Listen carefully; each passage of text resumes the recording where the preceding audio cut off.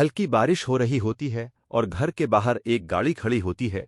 नूर अपना बैग हाथ में लिए दरवाजे की तरफ बढ़ रही होती है। इसकी आंखों में आंसू होते हैं, लेकिन वो खुद को मजबूत जाहिर कर रही होती है।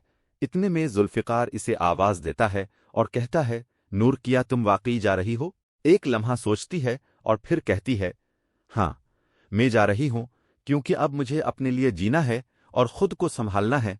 जुल्फिकार इसे समझाने की कोशिश करता है और कहता है कि उससे गलतियां हुई, लेकिन वो उसे खोना नहीं चाहता।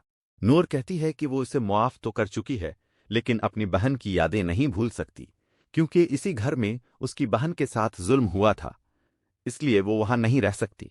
जुल्फिकार बहुत अदास हो जाता है और कहता है कि वो इसका इंतजार करेगा, चाहे पूरी जिंदगी क्यों न लग जाए। नूर की आंखों में भी नरमी आ जाती है और वो कहती है कि वो एक दिन वापस आएगी, लेकिन इस वक्त जब वो खुद को मजबूत बना लेगी।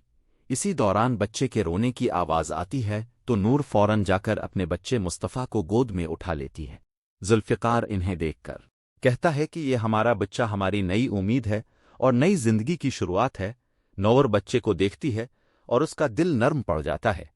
फिर वो जुल्फिकार को बताती है कि उसने इंग्लैंड जाने का इरादा बदल दिया है और अपनी स्कॉलरशिप छोड़ दी है। जुल्फिकार हैरान हो जाता है और कहता है कि ये तो उसका ख्वाब था। नूर मुस्कुरा कर कहती है कि ख्वाब अभी भी है, लेकिन अब वो इसे अकेले नहीं बल्कि दोनों मिलकर पूरा करेंगे। फिर जुल्फिकार इससे पूछता है कि क्या वो इसके साथ पूरी जिंदगी गुजारना चाहती है।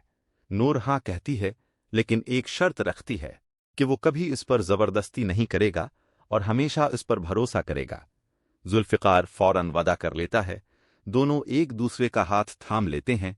इसी वक्त बारिश रुक जाती है और सूरज निकल आता है, जैसे उनकी जिंदगी में भी एक नई रोशनी आ गई हो, और यूं उनकी कहानी एक नई उम्मीद और मोहब्बत के साथ आगे बढ़ती है।